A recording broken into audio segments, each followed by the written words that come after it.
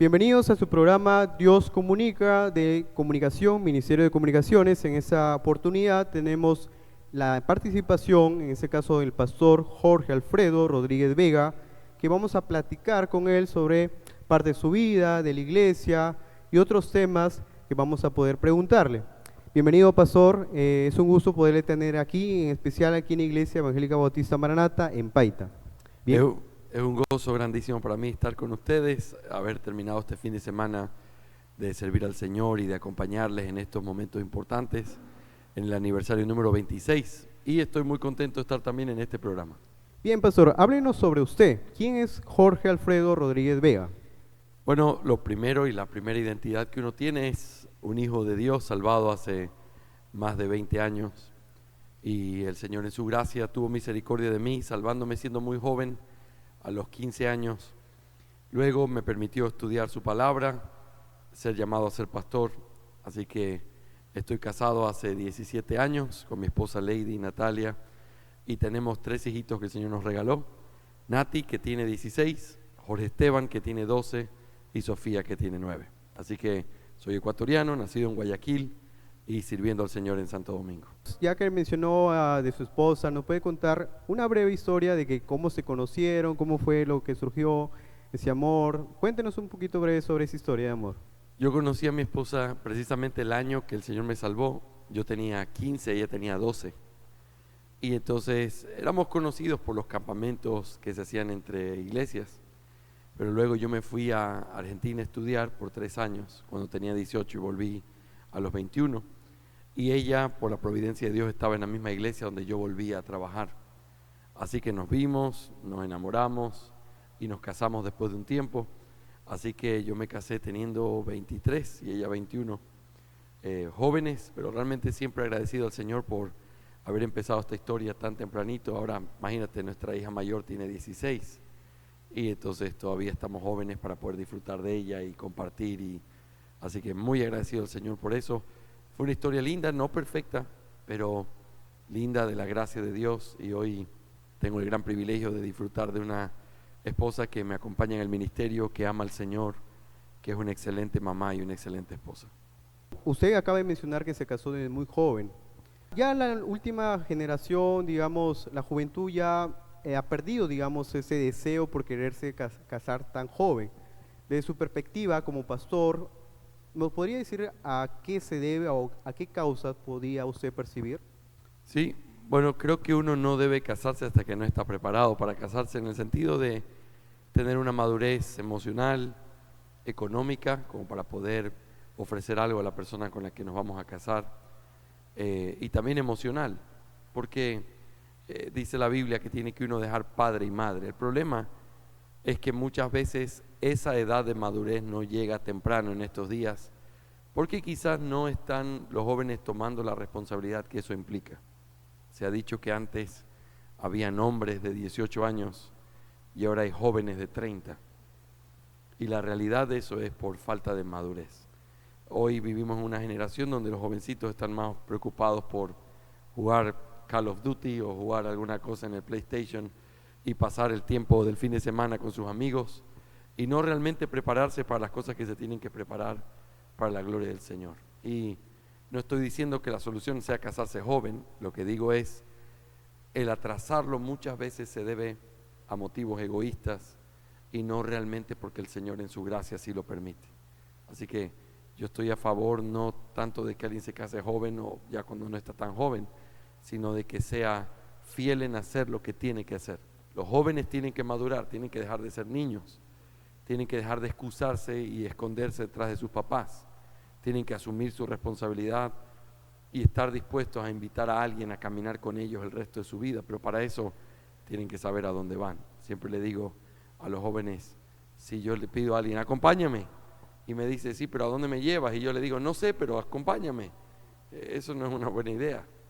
Si alguien va a acompañarte, tiene que saber a dónde vas, qué quieres, y no porque tengas todo resuelto. Hoy también muchos piensan, es que yo tengo que primero tener mi casa, mi carro, mi moto, mis cosas, y luego casarme. Y no sé si estoy tan a favor de eso. A veces uno vive en medio de tanto pecado y tanta impiedad, al tratar de hacer eso que no entra en una vida íntegra y entonces simplemente mancha el camino y por tratar de satisfacer algo que el gozo del matrimonio es ver cómo el Señor nos va bendiciendo y vamos creciendo. Para nuestro caso en particular fue precioso crecer juntos y ir teniendo cosas juntos, ir teniendo nuestra casa, y aunque no es a veces lo ideal, el Señor siempre se encarga de cuidar cuando hay un hombre y una mujer que están dispuestos a honrarle, a ser fieles en lo que tienen que hacer en el día a día. Así que mi recomendación es: maduren, tomen responsabilidad, sobre todo los hombres. Los jóvenes viven en una inmadurez donde pareciera que viven en el mundo de Peter Pan, donde es el siempre niño y para siempre siendo niño, y tenemos que ser hombres, y eso implica aprender a hacernos cargo de nuestras decisiones y estar dispuestos a saber qué es lo que queremos para invitar a alguien a poder caminar con nosotros. Porque obviamente tanto el varón como la mujer en tema de madurez, según la ciencia, la mujer madura más rápido que el varón. La pregunta más importante sería: cuando una persona es madura lo suficiente como para casarse, si es una jovencita mayor o si es una jovencita menor en una edad prudente, creo que eso no es tan relevante como el hecho de que el hombre que va a liderar ese hogar sea un hombre maduro. Entonces no estoy en desacuerdo con que alguien se case con una señorita mayor. Creo que tampoco estoy en desacuerdo que se case con alguien menor. Lo que creo es que mientras más diferencias, van a haber más desafíos. Si se casa con alguien de la misma ciudad, va a ser menos desafío que casarse con alguien de otro país. Y no porque sea imposible, siempre se puede, pero hay desafíos porque hay cultura de por medio, hay enseñanza de por medio, hay madurez de por medio. Entonces, no estoy diciendo que la meta es casarte con alguien exactamente igual a ti. Lo que estoy diciendo es: siempre se puede, pero requiere madurez para hacerlo. Un hombre muy inmaduro se podría divorciar muy rápidamente de alguien que es muy parecido a él, simplemente él no puede vivir ni con él mismo. Entonces, creo que la clave aquí es aprender a madurar. Y me preguntabas, ¿qué edad? Mira, viene a mi mente un hijo de un amigo mío en los Estados Unidos, que cuando tú lo ves, tú dices: ese niño que tiene 11 años es un hombre, tiene herramientas en la mano, está ayudándole al papá, sabe hacer cosas, él afronta cosas. Claro, es un niño todavía, pero es un hombre en su porte, sabe lo que un hombre tiene que hacer. Y eso es parte de lo que a veces uno piensa. Eso, cuando uno tenga 25 años, tiene que comenzar a pensar en eso. Yo le trato de enseñar a mi hijo que cuando yo no estoy en la casa, él es el hombre de la casa. Y una de las cosas que hace el hombre de la casa es ir a ver si las puertas están cerradas, si todo está con seguro, ver que sus hermanas estén bien y su mamá también. Y eso es parte de lo que hace un hombre, y eso no se aprende cuando uno es grande, sino que se tiene que aprender mientras uno está siendo criado. Entonces, para todos los que nos están escuchando, que quizás no tuvieron la oportunidad de crecer en un hogar así, yo quiero decirte: no importa cuántos años tienes que madurar. Y madurar significa comenzar a tomar responsabilidad desde tus actos. Cuando uno dice algo, por ejemplo, te pongo un ejemplo típico en los jovencitos. Son o tratan de mostrar su afecto, su cariño o el hecho de estar conquistando a una señorita sin decirlo. Entonces se les sonríen, le sientan al lado, son amables, a veces hasta se atreven a tocarle la mano. Pero luego viene otra y hacen lo mismo con ella. Y cuando son confrontados con ese tema, porque no están acostumbrados a ser confrontados, como un niño, entonces dicen: no, si solo mi amiga, si yo no se hacen responsables de sus actos, sabiendo que una mirada, una palabra, una forma de ser es algo que debe caracterizar a un hombre. Y cuando alguien hace cosas que después desmiente o dice: no, yo no hice, es que somos solo amigos, es que, sabiendo que puede provocar cosas en otras personas, es un niño, y ese niño no está listo para casarse. Pero un hombre es aquel que dice: es esa señorita, y voy a vivir los pasos y los procesos correctos para poder acercarme a ella, hablar con sus padres, pedir consejo a los pastores.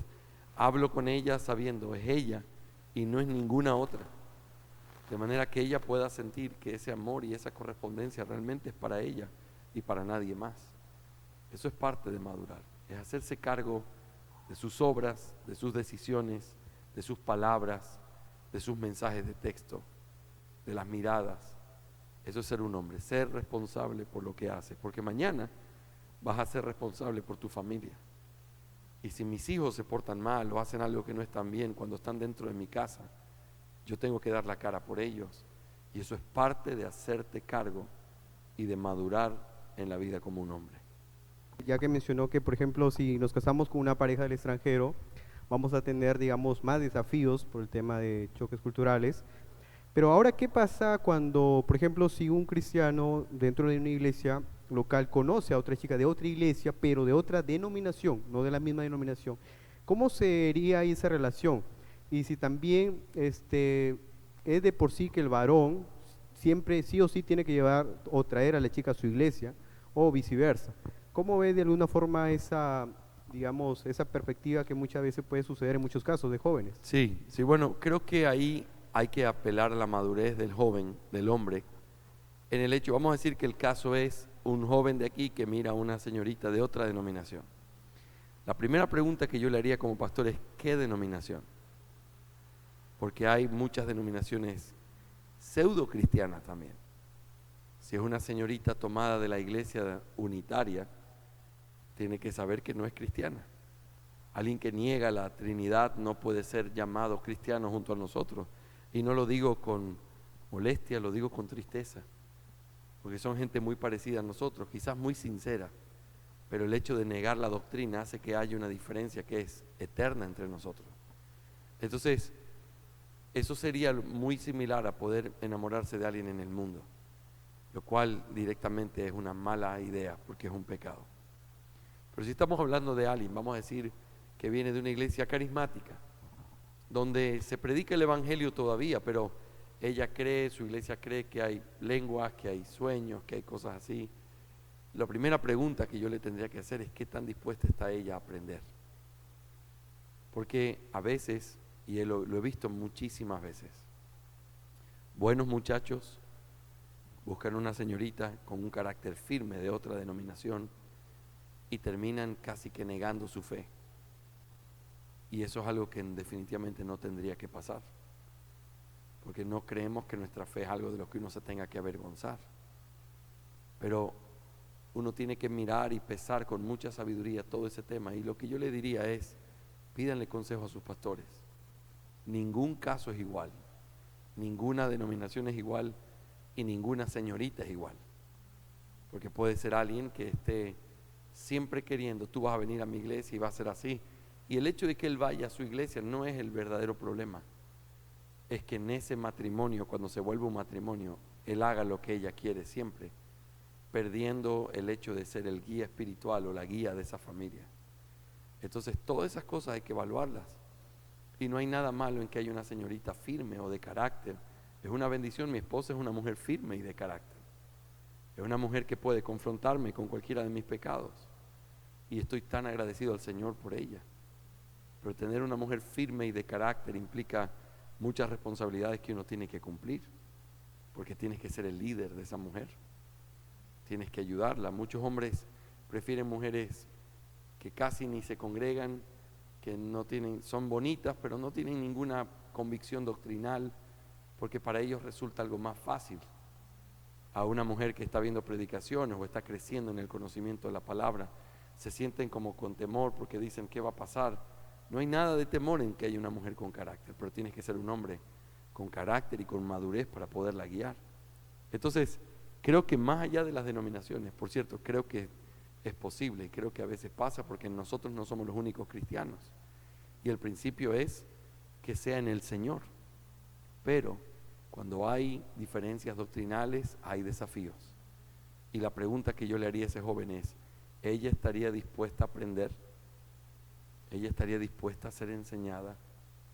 Porque si tú estás dispuesto a cambiar por algo que no crees, por seguirla, el que tiene el problema eres tú.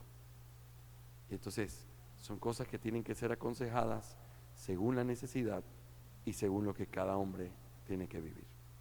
¿Qué consejo daría a aquellas parejas jóvenes que recién se han casado? ¿Cuál es su consejo en vivir esta nueva etapa? Bueno, las parejas jóvenes, cuando se casan en el Señor y comienzan a vivir su vida cristiana, tengo que decir que tienen una posibilidad preciosa en medio de eso. Porque no hay nada como crecer en medio de la iglesia donde tienes hombres y mujeres que pueden ayudarte. ¿Cuántas parejas jóvenes que recién empiezan su matrimonio están solas? Ni siquiera tienen a sus padres como alguien para poderles consultar, porque dicen, el matrimonio de mis padres no es un buen ejemplo. Pero en la iglesia tú tienes muchas parejas y familias que podrían ser de bendición. Entonces, lo que yo le aconsejaría directamente es, número 1, sé fiel en ser los mejores miembros de tu iglesia, congregándote y escuchando la palabra de Dios con deseo, con ánimo, preparándote para ser exhortado por la palabra cada domingo y cada vez que nos reunimos. Eso es lo primero. Segundo, aunque involúcrate en el ministerio, no te involucres tanto como cuando eras soltero. Eso es uno de los grandes errores. La Biblia dice que cuando uno es soltero puede dedicar el tiempo para el Señor sin ningún problema, pero cuando uno está casado, las prioridades cambian y el Señor sabe que eso cambia. Entonces, una jovencita que era muy activa en su iglesia y se casa, la recomendación es, sigue siendo todo lo activa que puedas sin descuidar tu hogar. Tu esposo necesita saber que cuando vuelve de su trabajo te va a tener allí, va a tener una mesa preparada para él con mucho cariño, una esposa que va a estar atenta para poder compartir con él, y esas cosas son cosas que no se pueden menospreciar, son sumamente importantes, porque uno podría estar muy involucrado en la obra y destruir su hogar, y eso no es lo que Dios quiere. Dios quiere hogares sólidos, donde aprendamos a encontrar el equilibrio entre cómo ser mamá, papá, un buen miembro de la iglesia y un buen esposo. Y entonces para eso se necesita un equilibrio. Tengo que seguirme involucrando, tengo que tener el alma en lo que hago para servir, pero tengo que tener cuidado de que eso nunca se vuelva una especie de rival para mi familia. De manera que mi esposa mañana me reclame y yo le diga, es que tú eres carnal, por eso tú no entiendes lo que yo hago. Es que tú no amas al Señor. Y lo que yo termino haciendo es haciéndole daño y destruyendo mi familia y deshonrando al Señor. Así que tenemos que tener cuidado, sobre todo en nuestras iglesias, de no vivir en un activismo, ni aun cuando uno es soltero, como si uno midiera qué tan espiritual uno es, dependiendo de la cantidad de cosas que yo hago en la iglesia. Hay hombres muy carnales, que incluso son inconversos, que están todo el tiempo en la iglesia. La vida cristiana es un hombre y una mujer que viven para el Señor, honrándole, haciendo lo que hacen, trabajando, estudiando, sirviendo, pero con un corazón íntegro. Y eso se tiene que traspasar a la familia. Y la otra cosa que les aconsejaría es, busca mentores, busca familias que puedan ayudarte, a quienes puedas abrir tu corazón. Dios quiera que así sea como veas a la familia de los pastores de esta iglesia. Pero también hay hermanos queridos, cercanos, que pueden ser una gran bendición. Hermanos que tienen años, que el esposo es una muestra de ser un hombre en el hogar, cabeza en su hogar, que la esposa es una mujer que ama a su marido, que lo honra, que lo respeta. Y de ese tipo de personas nosotros tenemos que aprender. Todos tenemos problemas los primeros años de matrimonio de una manera seria, porque estamos aprendiendo a hacer algo que nunca hemos hecho. Entonces hay que buscar gente que te pueda ayudar, a quienes puedas llamar y saber que no se van a asustar, sino que te van a decir, tranquilo, pero esto es lo que tienes que hacer, lo que hiciste está mal, tienes que hacerlo de esta manera. Y eso es parte de cómo uno puede crecer verdaderamente y dar mucho fruto. Y también las etapas son diferentes. Cuando uno tiene hijos pequeños, tiene que saber que es parte de su prioridad atenderlos. Tiene que traerlos a la iglesia, por supuesto, pero tiene que saber que quizá hay ciertas reuniones donde ya no puedo estar, porque mis hijos tienen que dormir o tienen que... Y eso va cambiando a medida que uno va creciendo. Entonces no estoy pidiendo ni diciendo que se debe justificar el pecado o la ausencia o la falta de esfuerzo. Lo que estoy diciendo es que es sabio reconocer las etapas de la vida, redimir bien el tiempo en el que cada uno está viviendo y hacerlo para la gloria del Señor. Es por decir, en primer lugar Dios, luego yo, luego familia, o ¿cómo sería ahí? ¿Por qué tú? Explícame, quiero entenderte, ¿por qué tú? Bueno, era una... ¿O solo es un ejemplo? Claro, no es que estoy afirmando, simplemente quería tomar pregunta. eso. Bueno, es que me resulta interesante. Es Dios y mi prójimo, siempre va a ser ese el orden. Yo, ¿Y dónde quedaríamos nosotros? ¿En es qué que la parte de pregunta es, ¿qué necesitamos de nosotros? Te voy a decir una cosa. Cuando la Biblia dice que ames a tu prójimo como a ti mismo, no te está diciendo primero ámate tú y luego ama a tu prójimo. Te está diciendo, si tan solo amaras a tu prójimo como te amas a ti mismo.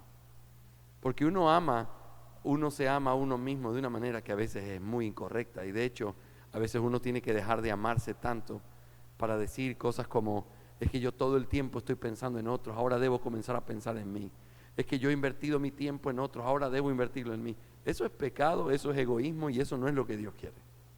Lo que Dios quiere es vivir para el Señor, lo cual te pone en un balance correcto. Vivir para el Señor es honrarlo a Él, vivir para Él, tomar tiempo para buscar comunión con Él, honrarle a través de tu vida, mortificar tus pecados. Y luego, el siguiente mandamiento es ama a tu prójimo. Ahora, la Biblia no enseña que uno tiene que odiarse a uno mismo, porque eso es algo que es natural, uno se ama a uno mismo. Yo siento hambre, me voy a ir a comer. Tengo sueño, necesito ir a dormir. No necesitas, oye, piensa en tu cuerpo, ¿qué es lo que te pasa? Es algo que es natural, uno se protege. Te duele algo, te quedas en cama descansando, ¿sí o no? Porque uno se ama en exceso. El punto es, no te ames tanto como deberías amar a tu prójimo. Y el hecho es, encuentra un equilibrio en eso. Entonces, mi prioridad es esta: Dios, mi familia, que es el prójimo más cercano, y luego mi vida en la iglesia, y luego todo el resto de cosas que tengo en el mundo. Entonces mi prójimo más cercano es el que yo tengo que amar más inmediatamente, y por eso es mi prioridad primera. Así que para mí la iglesia es parte de mis prioridades primeras, porque yo soy un pastor y ese es mi prójimo cercano. ¿Cómo yo puedo amarlos a ustedes aquí en Perú si yo no amara a mi iglesia local en Santo Domingo? ¿Me hago entender? Yo estaría quebrantando un principio. Pero amar a mi familia, que son los que duermen conmigo, amar a mi iglesia, que es con los que vivo, amar a mi prójimo inconverso, que es con los que trabajo, es parte importante de cómo yo vivo para la gloria del Señor. Así que el orden es Dios, mi familia, y luego todas las otras cosas que incluyen mi vida en la iglesia, en mi trabajo, en mis estudios, donde yo tengo que honrar al Señor con toda mi alma. Hablando principalmente de nuestra iglesia, desde inicios hemos empezado con un pastor, luego por consejos, sabiduría de otros pastores, ya se implementaron más pastores. Considera que haya, obviamente que pastores hay bueno, en nuestra iglesia local hay 3 pastores, pero considera que también debería existir pastores de jóvenes, pastores de adolescentes, pastores de niños, como hay en otras iglesias, o cómo se debería, digamos, de llevar en ese tema el ministerio pastoral. Es una excelente pregunta. Y creo que la respuesta a esa pregunta tiene que ser yendo a las cosas más profundas. La pregunta sería, ¿cómo deberíamos hacer las cosas en la iglesia y qué debería determinarlo? Porque si uno piensa, vamos a decir, lo que determina cómo deberíamos hacer las cosas en la iglesia tiene que ver con la necesidad que tenemos, entonces eso me daría una respuesta, ¿verdad? Si es basado en la necesidad y tenemos muchos hermanos que son mayorcitos, debería un pastor que se dedique a ellos, porque eso sería lo que ellos necesitan. Si hay muchos niños, debería haber un pastor de niños. Si hay muchos jóvenes, un pastor de jóvenes para poder estar con ellos. Pero la pregunta tiene una respuesta que es contundente en la palabra de Dios. La iglesia es la casa de Dios, lo cual implica que la forma en la que nos conducimos no es basado en las necesidades que nosotros creemos o que las personas pudieran aportar, sino en lo que el Señor ha determinado. Imagínate los planos del tabernáculo en el antiguo pacto. A nadie se le hubiera ocurrido decir, vamos a poner aquí otra basa en medio, o vamos a quitarle una cortina, porque hace mucho calor aquí adentro. A nadie se le hubiera ocurrido, ¿sí o no? Dios revela y así mismo la Biblia enfatiza, así como se reveló, así fue como lo hicieron. Y eso es parte de la gloria de ese pueblo, que fue obediente a esos planos celestiales y lo hicieron tal cual, tanto el tabernáculo como el templo. ¿Por qué en el nuevo pacto nosotros sí sentimos la libertad de poder poner basas en lugares donde no las puso el Señor, o de poner cortinas en lugares donde el Señor no las puso, o quitar algunas donde el Señor sí las puso? Entonces, mi punto creo que es claro en esto: es la Biblia quien determina cómo deberían ser los ministerios. Ahora, Pero de manera práctica, entonces alguien pregunta, ¿pero entonces se podría o no se podría? La respuesta que tendríamos que dar es, ¿dice la Biblia que se debe tener o no? Y lo que uno encuentra como respuesta en la Biblia es algo muy claro. Los pastores son pastores de toda la congregación. Ellos tienen que mirar por todo el rebaño. Era el texto que estudiábamos el domingo por la mañana.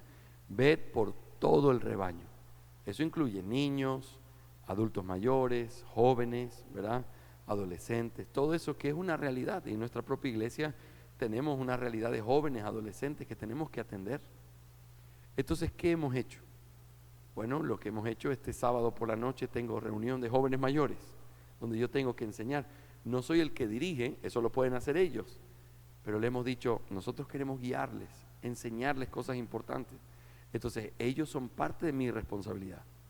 Y yo tengo que cuidarlos como pastor, al igual que mi pastor Taylor. Nosotros somos 2 pastores, cuidamos por ellos, nos turnamos para enseñarles, les enseñamos a los hombres, nos turnamos para enseñarles.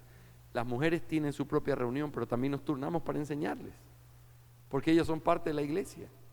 Entonces, no estoy en contra de que hayan reuniones de jóvenes como la que vivimos el sábado de la noche, pero creo que sí hay un gran peligro en que se enfatice tanto el ministerio de jóvenes que termina separándolo de la iglesia, como si fuera otra iglesia, o los niños, como si fuera otra iglesia. No, es una sola iglesia. Y en esta iglesia servimos a los niños, a los jóvenes, a los adultos, a las mujeres, etcétera, de manera que todos nos reunimos a adorar al Señor. Esa es una de las razones por las que en el culto nosotros no sacamos a los niños ni a los jóvenes, se quedan con nosotros. Sí a los más chiquititos que tienen 2, 3 años, están en brazos, porque ellos no entienden realmente lo que se está predicando y se los lleva a un cuarto cuna, pero es la única clase que tenemos en el tiempo del culto. ¿Por qué? Porque todos los domingos me paro y le digo a la iglesia, hermanos, que tus niños estén contigo, que se paren cuando todos nos paramos, que canten al Señor cuando todos cantamos y que presten atención cuando se predica la palabra. Creemos que es así como el Señor los va a salvar.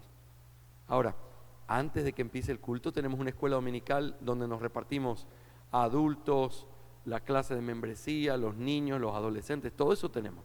Pero cuando empiece el culto, la iglesia está reunida. Porque queremos enfatizar lo que te estoy diciendo. No hay pastores o una iglesia segmentada. Somos pastores de la iglesia y atendemos a esa iglesia en las diferentes necesidades que tiene. Entonces yo no recomendaría nunca que tengan pastor de jóvenes. La pregunta sería, mira lo inconsistente que se volvería. ¿Cuáles son los requisitos para ser un pastor de jóvenes? Ah, no, pues pastor, lo de 1 Timoteo 3, muy bien. ¿Y quién escogería ese pastor de jóvenes? No, pues debería ser la iglesia, muy bien. ¿Y qué pasa con nosotros de la iglesia? No, solo los jóvenes, muy bien.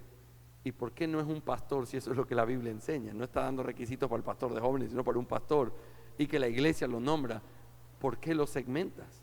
Él va a tener que rendir cuentas por los viejitos también, pero va a estar metido con los jóvenes haciendo algo que realmente segmentó su trabajo y que no es parte de lo que el Nuevo Testamento nos enseña. Ahora, yo quiero ser sensible. Yo te acabo de decir, yo crecí y conocí al Señor en un campamento de jóvenes. Hemos amado y hacemos campamentos de jóvenes todos los años. Hemos amado ver a los jóvenes crecer, pero hay un gran peligro de divertirlos y de mantenerlos allí por eso y de no enseñarles a madurar o a estudiar la palabra.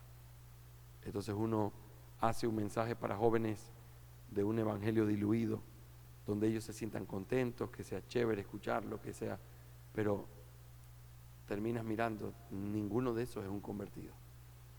Entonces son esos los peligros. No digo que no sea posible hacer lo otro, claro que sí, se puede tener una reunión de jóvenes y predicarles el evangelio bien, pero la tendencia normalmente es, vengan que aquí la pasamos chévere y jugamos, y la palabra de Dios son 10 minutos nomás, es una capsulita para que nadie se sienta mal, el resto es muy bien, y nos sentimos con jactancia de que tenemos 300 jóvenes en nuestra iglesia.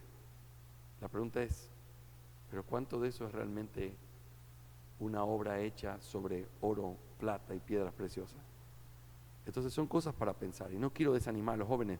Reúnanse, lean libros, pero no se reúnan para, déjame usar una palabra juvenil, tontear. Reúnanse para crecer, para ser desafiados. Los que son universitarios, lean juntos. Este sábado en la noche empiezo lo que te digo con los jóvenes mayores. Vamos a leer un libro dificilísimo, se llama Lo absurdo de la incredulidad y habla sobre la apologética cristiana y cómo todos los sistemas que están en el mundo, el naturalismo, el racionalismo, todos tienen un hueco por donde se caen porque no pueden sostenerse en su propio sistema. Por ejemplo, el naturalismo dice, fuimos creados a partir de la nada, somos polvo de estrella, bla, bla, bla, muy bien. ¿Y de dónde sale la moralidad? No, eso es una construcción de la sociedad. Ajá, ¿y por qué la gente que no ha tenido contacto con la sociedad tiene moralidad y tiene principio y sabe que matar está mal o robar? Es que hay algo universal que todos tenemos. Muy bien, caíste en un hueco, porque eso no es lo que puede enseñar tu sistema. En tu sistema Dios no existe. Y si Dios no existe, no hay moralidad absoluta. En nuestro sistema Dios existe. Y por eso los hombres saben que robar está mal, aun cuando nunca se lo enseñe. Entonces, es el tipo de conversaciones que tenemos con esos jóvenes que están en la universidad, que están trabajando, que están todo el tiempo en la lucha en sus mentes de los cristianos no piensan, no saben, no hacen. Y entonces, ese es el tipo de necesidad que ellos tienen. Los adolescentes tienen otra necesidad, pero tenemos que suplirla, tenemos que trabajar en la iglesia, tenemos que tener respuestas para ellos, pero no deberíamos segmentar la iglesia. Bueno, otro de los ministerios que también forma parte de la iglesia o se establece en la iglesia es el ministerio musical. Bueno, en otras iglesias le denominan ministerio de alabanza, de adoración. Bueno, personalmente yo creo que de alguna forma es un título porque alabanza, adoración podemos hacerlo incluso orando, predicando, etcétera. Anteriormente, de alguna forma, ha habido una evolución musicalmente hablando. La iglesia bautista es muy conocida porque canta himnos, coritos, salmos, y últimamente es, bueno, con la música contemporánea, con una influencia de la iglesia de la IBI, que es muy conocida, Iglesia Bautista Internacional. ¿Qué consejo o cuál sería de alguna forma el mensaje que se le puede dar a aquellos hermanos, no tanto para que entiendan, sino para que de alguna forma no puedan, digamos, que esto no cause mucha división, que muchas veces ha pasado en muchos casos? ¿Cuál sería de alguna forma el mensaje? Sí, bueno, te pido disculpas porque siempre mis respuestas van primero al fundamento y después te digo lo práctico, pero otra vez tenemos que volver a la escritura. Lastimosamente muchas de las divisiones son simplemente el resultado de tradición. Es que esto es así como hemos cantado, así como nos enseñaron, así como hay que hacer, pero cuando uno va al hecho de decir, ok, pero muéstramelo bíblicamente, ¿por qué está mal o por qué está bien? Es algo que simplemente queda en una respuesta que no pueden dar.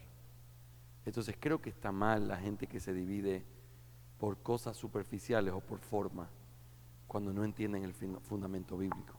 Ahora, habiendo dicho eso, quiero decirte que la música no es un asunto menor, es un asunto importante, es un asunto que tenemos que prestarle atención bíblicamente. ¿Qué es lo que nosotros aprendemos? Lo primero que tenemos que aprender es cómo interpretar la Biblia. La Biblia fue escrita para nosotros, pero no todo lo que está en la Biblia es para nosotros directamente, sino que aprendemos de eso. Por ejemplo, cuando dice que vas a tener un hijo en tu vejez, no te lo está prometiendo a ti, se lo prometió a Abraham. Nadie podría tomar ese texto y decir, yo tengo una promesa de parte de Dios, Dios me dijo, porque eso sería una necedad.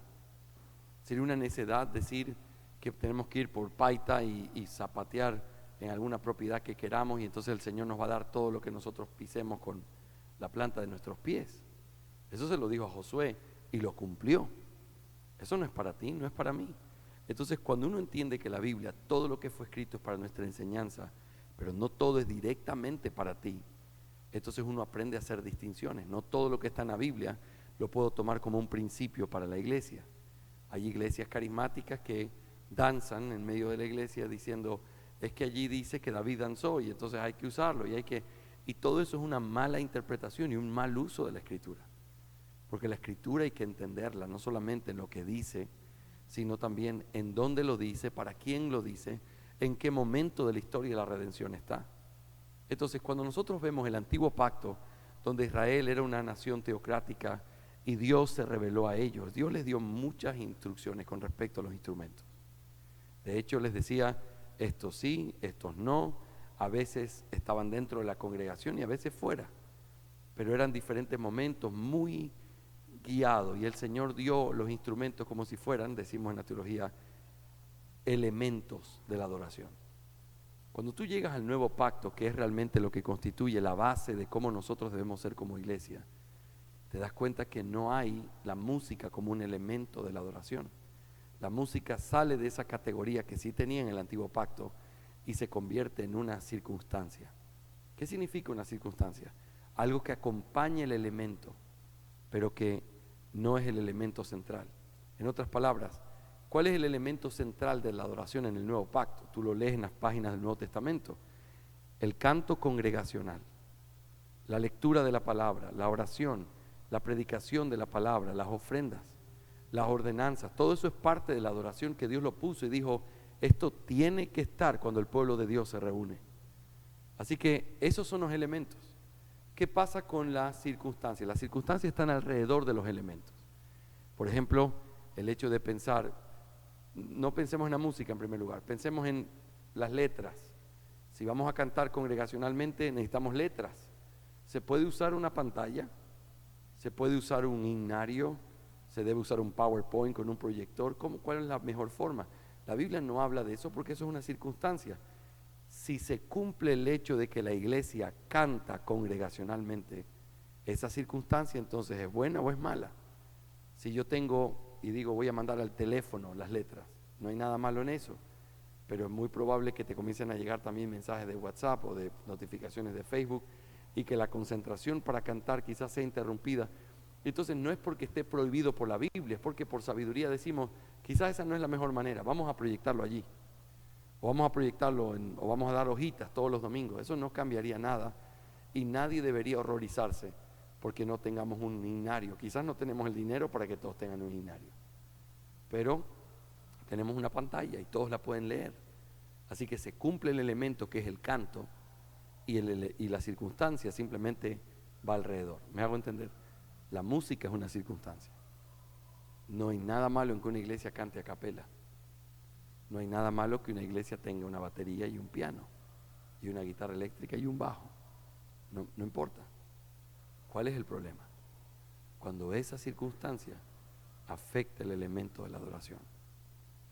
Entonces, yo soy músico también, y a mí me encanta la música. Pero eso significa que yo soy muy consciente que cuando yo toco muy fuerte, o cuando hago muchos arreglos, la atención de las personas, aunque yo soy el pastor de la iglesia, la atención de las personas va a ir en el acorde raro que puse o disminuido, en los músicos que están ahí están mirando a ver qué puso el pastor, pero no es algo que realmente ayude o aporte al canto congregacional. Entonces eso trae madurez. Yo entro aquí, en mi iglesia no tenemos una batería, pero eso no tiene que horrorizarme a mí porque ustedes tengan una. Lo que sí debería preocuparles a ustedes en algún momento es si la música está tan fuerte que la gente no puede cantar. O si la música está tan fuerte y tan elaborada y tiene tantos estribillos y cosas que simplemente se convierte en un concierto en vez de un canto congregacional. A favor de la IBI tengo que decirte algo. No sé si alguna vez has visto un culto de la IBI. Yo tengo todos los discos de la IBI, los he escuchado, ¿verdad? Me gustan las canciones, pero lo que ellos tienen en los discos es un concierto. Lo que ellos hacen en sus cultos es el canto congregacional. Y es muy diferente. Entonces en el Dios que adoramos, en el álbum El Dios que adoramos, tú tienes con todo la batería y todo y el riff y todo lo que hay, porque es un concierto. La gente fue a una conferencia y eso era un concierto. No deberíamos hacer un concierto en la iglesia. Deberíamos hacer canto congregacional. Entonces, ¿qué significa eso? Algunos tips de músico a músico. Quítenle los interludios musicales, porque no tienen sentido. No tiene que sonar igualito como suena el disco para sonar bien. Quítale cosas que pudieran darle quizá un peso, donde los músicos pudieran mostrarse más que el hecho de que la gente pueda cantar. Bájale a todo lo que no permite escuchar que la gente está cantando. Esos son consejos prácticos. No es quita la batería o apague ese teclado. Es usa bien las circunstancias. ¿Ves? Eso es algo que requiere más madurez, ¿sí o no? Es bien fácil decir, eso es pecado, eso es del diablo, ustedes se malearon porque ahora tienen una banda aquí.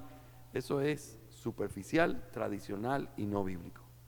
Lo bíblico es lo que te estoy diciendo. Cuiden las circunstancias para que nunca el canto pueda ser afectado, porque ese es el elemento.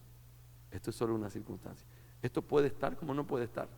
El día que no haya batería no importa, y el día que no haya piano no importa, mientras las voces canten. ¿Sí o no? Pero el día que ustedes toquen y las voces no canten, todo está mal. Muy interesante y creo que es algo que debemos tomar práctica en eso, no solamente en nuestra iglesia, sino en muchas iglesias, que de alguna forma y ya que mencionó el tema de la IBE, porque sí me he dado cuenta justamente de lo que mencionaba en el concierto, sus videos, tienen mayor intensidad y cuando hay, digamos, en los cultos, se nota que hay más, digamos, canto, más Solemnidad, canto más, solemnidad, sí, exacto, exactamente. exacto. No se toca ya como el concierto también. Es correcto. Es más acústico. Sí, Y no hay me doy nada cuenta. malo en un concierto cristiano, ¿sí me explico? No hay nada malo. Si un concierto podríamos hasta justificar, y no vamos a hablar de eso ahora, pero si un concierto podría ser justificable en el mundo, violines, ¿verdad? Uno puede ir y decir, un concierto cristiano donde se está alabando al Señor y no habría nada malo en eso. El problema es traer eso a la iglesia y poner luces como los del concierto y poner pantallas como las del concierto. Allí humo como los del concierto, y allí tú estarías haciendo algo que quizás sale del principio que realmente debería regular la iglesia. La iglesia no es un concierto. Y entonces, ¿cómo lo hacemos? Bueno, volvamos a cosas tradicionales, volvamos a cosas donde quizá a ese cuarto hay que ponerle más corcho para que no salga el sonido y bajarle el volumen, pero sigue siendo muy importante el acompañamiento de una batería, no hay ningún problema. Y el piano está perfecto, y las voces están perfectas, así tiene que ser, pero la voz más importante es la de la congregación. Bien, ahí está escuchando también el ingeniero de sonido.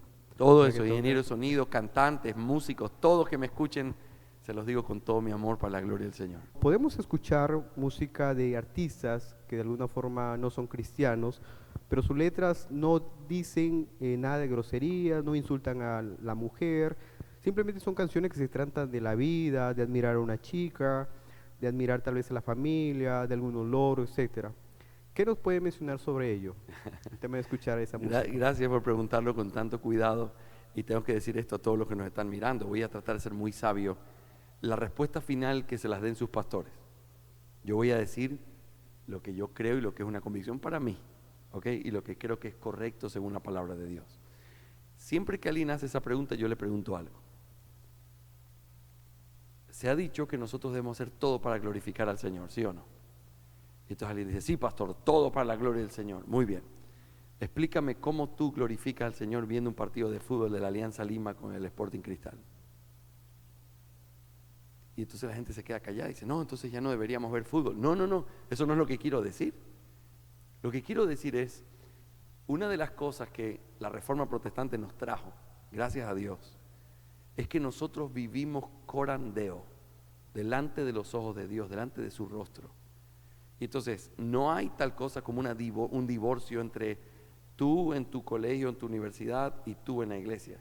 Eso son dos cosas, pastor. No compare, porque yo allá soy un estudiante, yo aquí soy el líder de jóvenes. No, el líder de jóvenes de aquí es el mismo allá, y el mismo estudiante allá es el mismo que tiene que estar aquí, porque nosotros no cambiamos. Dios nos mira todo el tiempo. Es como si yo dijera que se puede divorciar lo que yo soy en mi casa que lo que yo soy en la iglesia. En la iglesia yo hablo todo así y todos me escuchan con atención, pero en mi casa yo insulto y grito. Ahí hay un problema, ¿sí o no? Y cualquiera lo podría mirar. Hay un problema si tú vivieras una vida de hipocresía en la universidad y luego vinieras aquí a decir, hermanos, hay que buscar al Señor, ¿verdad? Habría algo que está mal. Lastimosamente, eso es lo que se ha hecho en nuestra vida. Se ha secularizado nuestra vida, como si pudiéramos dividirnos en diferentes yos. Este es el yo espiritual, este es el yo mundano, este es el yo con mis amigos, este es el yo con los amigos de la iglesia. No hay tal cosa. Como no hay tal cosa, todo lo que hacemos tiene que glorificar al Señor. Una mamá glorifica al Señor cambiándole los pañales a su hijo y bañándolo. Un estudiante de la universidad o un profesor de universidad glorifica al Señor haciendo bien su trabajo y haciendo las cosas para la gloria de Dios. No tiene que hablar de religión, pero muestra su religión a través de la manera firme en la que vive, con principios, haciendo todo lo que hace. Así que todo lo que hacemos lo hacemos para la gloria de Dios. Un partido de fútbol está incluido, porque el deleite y los placeres de la vida son cosas que también Dios nos dio. como cuando ves un atardecer. El otro día, el sábado, creo que fue el sábado en la noche, fuimos a caminar con los pastores por ahí, Paita Baja, en donde está el muelle del Torey. Y entonces fuimos a caminar y se estaba poniendo el sol, nos fuimos. Uno puede glorificar al Señor por eso y decir, Señor, qué lindo. Son pescadores capaz que son inconversos todos, dicen malas palabras, pero ver esos barquitos, ver lo que están haciendo, ver cómo Dios creó todo tan perfecto, es algo que te lleva a glorificarlo y nosotros podemos glorificarlo en esas cosas. Yo encuentro deleite en eso. El agua salada, el olor a pescado, la harina de pescado, ¿verdad? Todo eso es parte de lo que uno dice, esta es la vida. Y uno que no vive en la costa directamente, uno puede aprovechar eso y disfrutar eso cuando está en lugares como este. Pero todo lo que hacemos glorifica al Señor. Una buena comida glorifica al Señor. Ayer los hermanos se pasaron, nos dieron una ceviche de pota y de otras cosas, allí estuvo eso mortal. Y uno puede decir, Señor, gracias por la comida. Por supuesto, todas las cosas que Dios ha hecho para bien las podemos usar para mal y para pecar, y eso estaría mal. Pero podemos y hay un justo deleite en las cosas que Dios nos ha dado. Entonces vuelvo a la pregunta, el fútbol, ¿cómo glorifica al Señor? Pastor, a mí me encanta el fútbol, me deleito en ver un partido, me deleito cuando veo una tremenda jugada y realmente eso me da alegría. Dios se glorifica en eso. Si no eres un loco que comienza a gritar, a decir malas palabras y a perder la cabeza, ¿verdad? Pero Dios se glorifica en eso, que no es malo, que Él lo dio para que podamos disfrutarlo. Lo mismo pasa con el arte. Estoy dando todas las vueltas para poder explicar lo que te quiero decir. Lo mismo en el arte. El mes de julio tuve el privilegio de ir con mi esposa a Florencia, en Italia, y fuimos a los museos de Florencia. Qué cosa del otro mundo. O sea, no es una mentira. Uno lo mira y dice, Señor, esto es increíble. Eran ateos, eran inconversos, eran blasfemos, vivían vidas de pecado, pero el arte que ellos muestran refleja al Dios que los creó. Ellos mismos reflejan al Dios que ellos negaban. Y un cristiano puede aprovechar el arte y decir, qué cosa increíble. Claro, me imagino el cielo pintado allí, o tuvimos la oportunidad de ver pinturas de Van Gogh también en Nueva York hace unos años. Qué increíble. Pero eso es algo que te permite glorificar al Señor a pesar de ese instrumento, que no es el más perfecto. Pero lo que está pintando ahí es el perfecto atardecer que Dios creó. ¿Me hago entender? Ahora sí vamos a tu pregunta. Creo que ya está respondida. La música es parte del deleite. Hay gente que le gusta jugar fútbol. Les acabo de decir, yo soy músico. A mí me encanta la música. A mí me encanta ver conciertos. A mí me encanta escuchar los instrumentos musicales. A mí me encanta ver cuando los músicos son buenos y hacen cosas. Es parte de mi deleite. Si tú me invitas un viernes por la noche, pastor, vamos a relajarnos, ¿qué quiere hacer? ¿Hay esta película así? ¿O hay este concierto de fulano de tal que sea un cantante que me guste, los clásicos, ¿verdad? Eso, vamos a ver eso y escucharlo. Es algo que trae deleite a mi corazón. Y al ser deleitado y decir, Señor, te pasa. ¿Cómo creaste a hombres con esa capacidad de componer, de hacer, de expresar? A mí la poesía me quebranta, me hace llorar a veces. Estoy leyendo y digo, Señor, qué lindas palabras de un hombre inconverso, un hombre que vivía inmoralmente, pero lo que está diciendo es algo tan sentido de lo que realmente es el amor. Y yo pienso en mi esposa y pienso, eso es verdad para mí también. Entonces, ¿se puede disfrutar de eso? Por supuesto que se puede. ¿Hay que tener mesura? Claro que sí.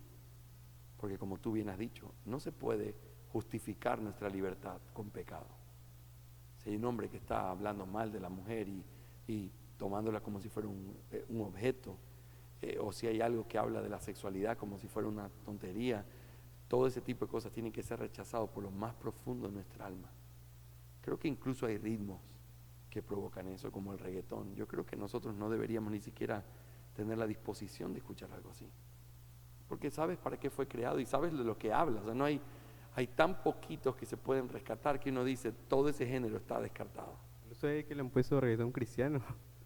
Eso es algo muy cuestionable para mí, porque el reggaetón tiene una connotación sensual, una connotación que simplemente uno sabe lo que evoca, lastimosamente.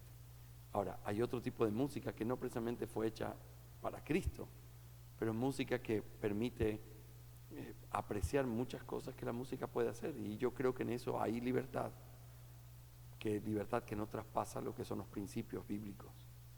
Ahora, te voy a decir esto, y esto se lo quiero decir a todos los que me están escuchando.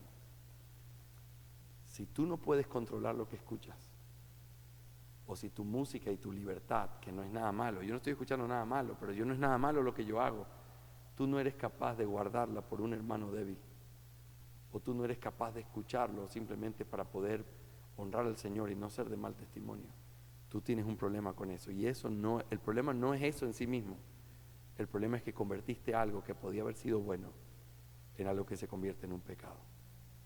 Lo mismo puede pasar con el fútbol, con la comida o con el arte. Son cosas que simplemente lo que Dios dio y que podríamos disfrutar se convierten en algo que se convierte en un pecado para nosotros.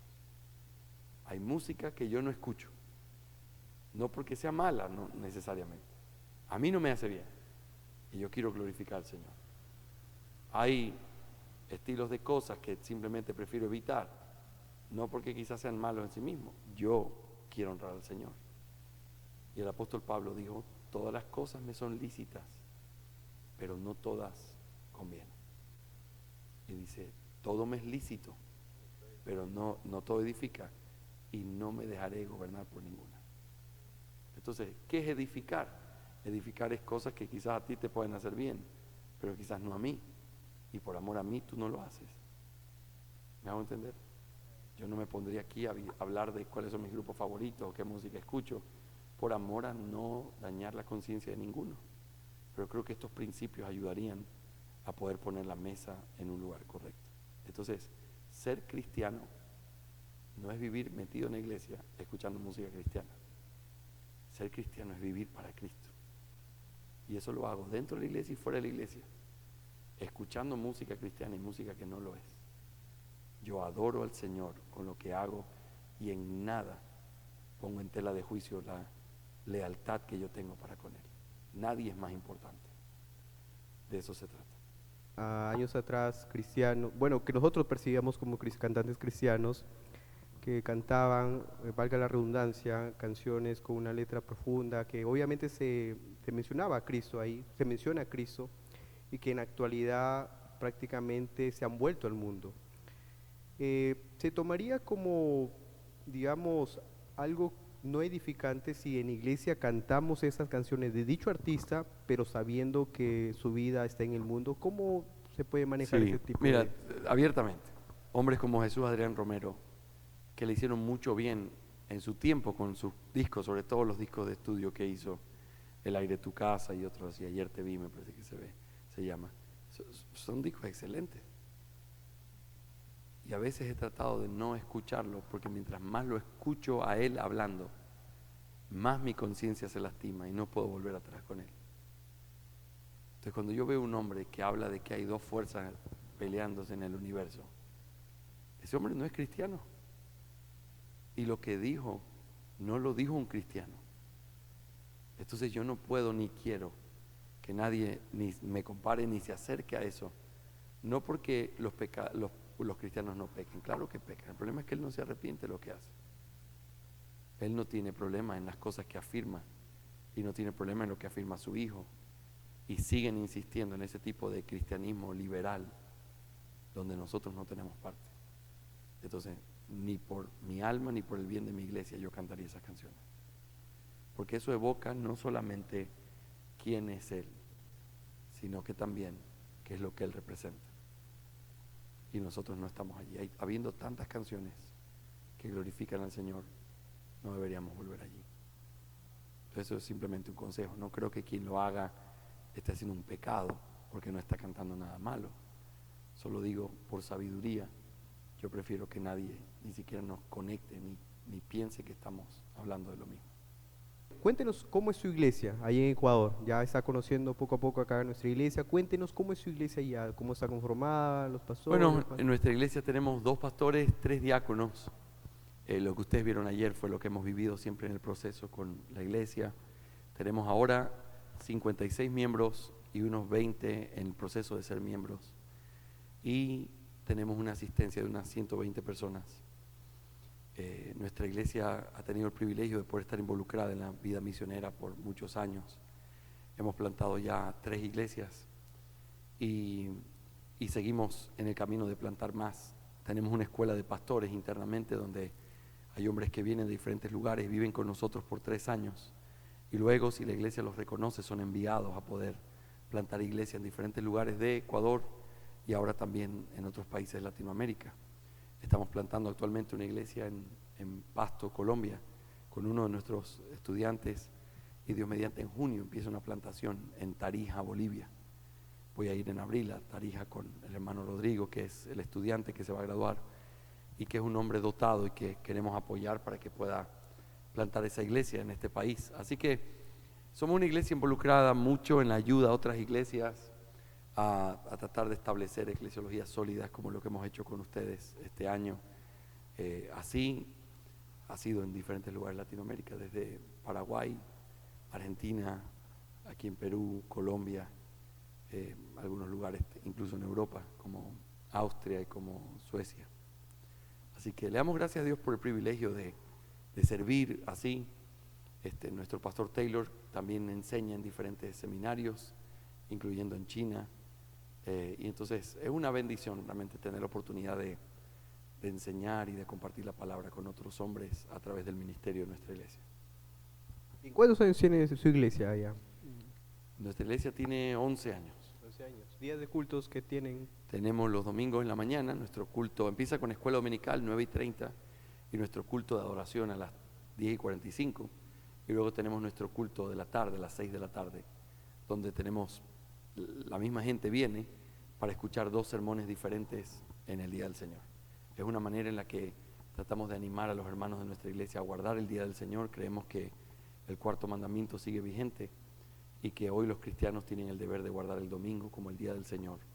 Así que tenemos la Cena del Señor cada 15 días, tenemos y estos cultos que te mencioné.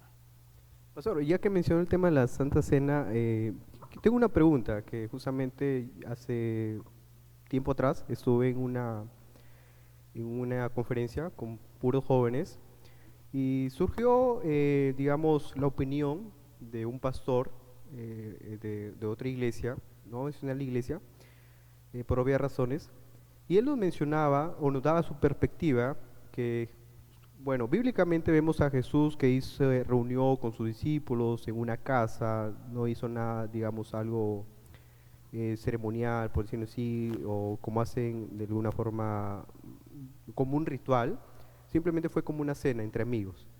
Se podría, obviamente que en el templo se hace la Santa Cena, pero se podría hacer también una Santa Cena, digamos, en casa de un hermano, casa en familia, o cómo se puede ver visto. Bueno, porque la opinión de ese pastor era así, que incluso podemos hacer una Santa Cena en nuestros hogares, en nuestra propia casa. ¿Cómo puede de alguna forma mencionar o darnos esa claridad? Sí, bueno, creo que el hermano está equivocado, porque esto no es una ordenanza familiar, es una ordenanza eclesiástica. Entonces, ¿dónde se celebra? No es lo importante. Lo importante es quiénes son convocados a participar. Entonces, si estamos reuniéndonos en tu casa como iglesia y celebramos la Cena del Señor allí, el problema no es que sea en la casa o que sea en un templo.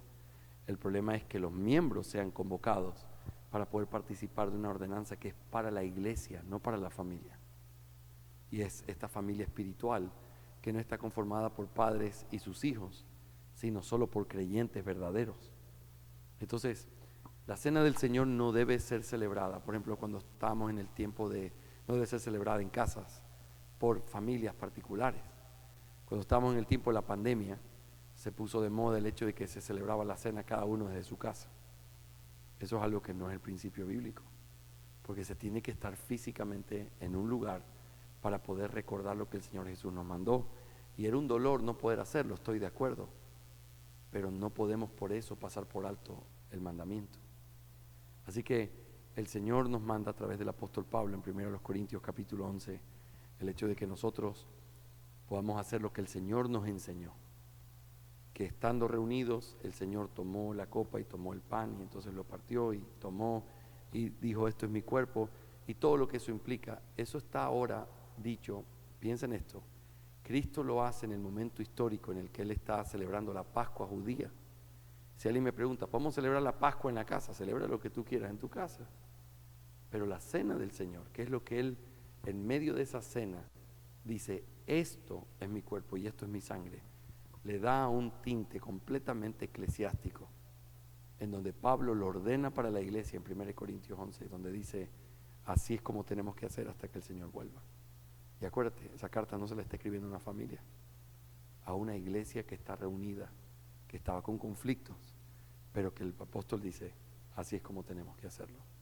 Cuando nosotros vemos en el libro de Hechos que se reunían a partir el pan, lo hacían el primer día de la semana estando los cristianos juntos. Entonces no importa el lugar, Pórtico de Salomón, este templo, tu casa, la mía, no importa. Lo importante es quiénes son convocados a celebrarla. Yo soy el pastor de mi iglesia, o uno de los pastores. Yo no puedo celebrar la cena con mi familia solamente. Y soy el pastor. La cena tiene que ser celebrada cuando los miembros están reunidos, y eso es una autoridad que solo tienen los oficiales. Así que piensa en todos los problemas que tiene o lo que dijo este hermano. ¿Quién va a celebrar la cena si la celebras en casa? ¿El papá? ¿El papá se le dio esa autoridad eclesiásticamente? No, el papá tiene esa autoridad en su casa como familia, no como una autoridad eclesiástica. De la misma manera, ¿quiénes van a participar? El papá con sus hijos. Sus hijos son cristianos, están bautizados, son miembros de la iglesia. Es una cena que si se practica en la familia, se sobreentiende que todos participan, porque está completamente fuera del principio bíblico. No es para la familia, es para la familia espiritual, que está conformada solo de creyentes, no de sus hijos, no de sus esposos o esposas inconversos, solo de creyentes. Entonces, es una terrible práctica pensar que eso se puede llevar a las casas tratando de imitar lo que el Señor hizo. Lo que el Señor hizo fue celebrar la Pascua judía en un aposento alto con sus discípulos, y en ese momento histórico el Señor da una orden que se tiene que cumplir en la iglesia, no imitando como Él lo hizo en el sentido del contexto judío, sino dándole el sentido que Él le dio a esa fiesta judía. Así que creo que ese es el principio fundamental, y creo que nunca debemos dejar de celebrar la cena en nuestras iglesias locales. Uno de los requisitos para poder participar de la Santa Cena es el bautismo. ¿Desde qué edad podría de alguna forma un cristiano, digamos, o la iglesia se le podría permitir poder bautizarse? ¿Una edad mínima existe o cómo se Muy buena manejaría pregunta. eso? Mira, otra vez, no edades exactas, pero sí principios. Si nosotros estamos afirmando que para que alguien sea bautizado debe ser reconocido por otros cristianos, entonces tiene que haber una facultad de poder mostrar fruto suficiente de su arrepentimiento. Entonces, no estamos afirmando bajo ninguna circunstancia que un niño no pueda creer. Claro que puede creer. Un niño puede creer, se puede arrepentir y puede ser salvo. Sin embargo, el creer y el ser reconocido como un creyente tiene una diferencia. Porque uno cree, pero hasta ser reconocido requiere un fruto que tiene que ser visto. Tú no fuiste reconocido el mismo día que creíste. Tú creíste y luego quizá días, meses o años, este es un cristiano. Porque así es como tiene que ser. Saulo de Tarso fue salvado el día mismo que se cayó camino a Damasco. Y fueron meses después que la iglesia lo reconoció como un cristiano, por su fruto y por su testimonio. Entonces piensa en esto, si aplicamos este principio a los niños, habiendo dicho que los niños pueden ser salvados siendo niños, la pregunta es, ¿cómo los niños o en qué momento los niños pueden dar fruto de eso? Hay algunos casos excepcionales que podría ser a los 12, 13 años, claro que sí. Sus padres son inconversos y ese niño viene, escucha la palabra, toma nota, todo eso es importante. Pero si tú me pides una edad, yo te recomendaría que 15 o 16 años es la mejor edad. Porque es esa la edad donde los amiguitos comienzan a ir a fiestas, comienzan a manifestarse rebeldía en su carácter, comienza a manifestarse el hecho de que ellos toman sus propias decisiones, de si quieren involucrarse en la iglesia o solo venir por obligación. Y eso sí puede mostrar que alguien ha nacido de nuevo. Entonces no se debe sobreentender la salvación de nadie. Se debe constatar a través de su profesión de fe y su arrepentimiento. Y si alguien se arrepiente y confiesa su fe, esa persona debe ser recibida en la membresía a través del bautismo y debe participar de la cena.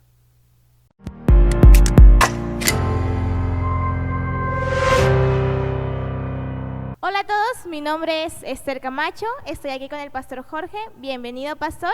Él es de Ecuador, ¿verdad? De Ecuador.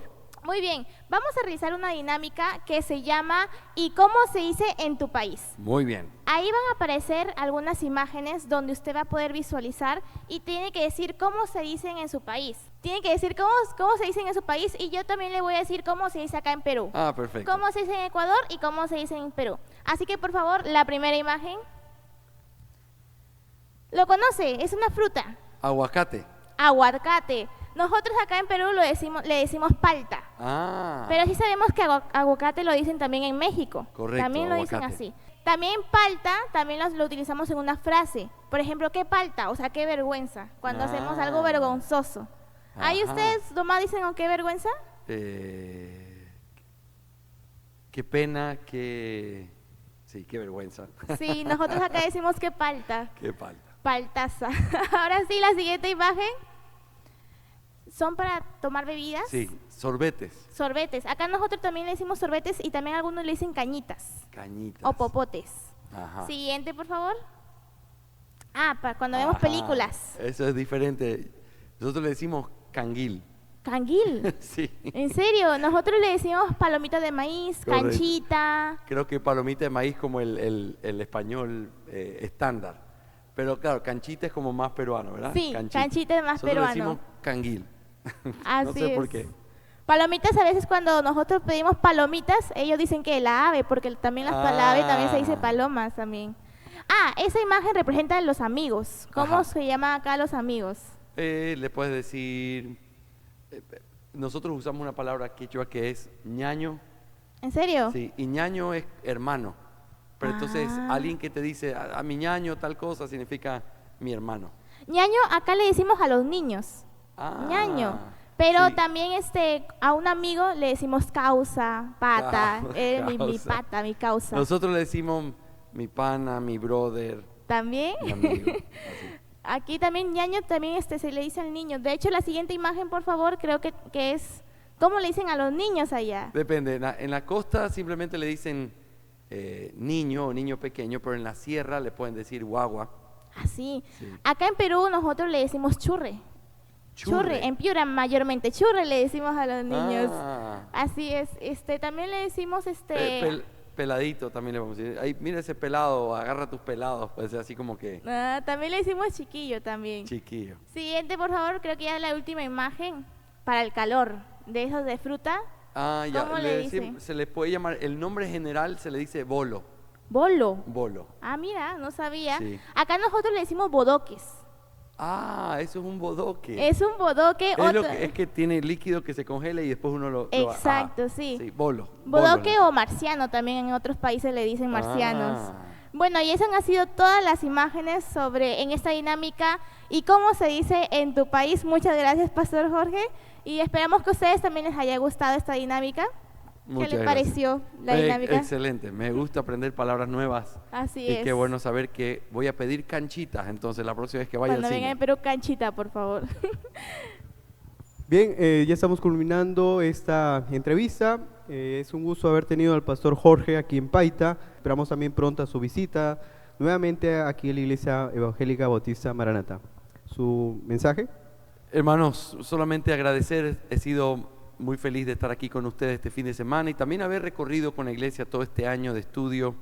Le doy gracias al Señor por la oportunidad de conocer a los pastores, a sus familias y a los hermanos de la iglesia. Así que ánimo y supongo que los jóvenes son los que más van a ver este programa, así que quiero animarles a que puedan pensar en los principios que estuvimos mirando, que el Señor nos ayude a ser fieles hasta el final y no se olviden de caminar en integridad, corandeo delante del rostro del Señor en todo lo que hagan. Que la gracia del Señor sea con todos ustedes.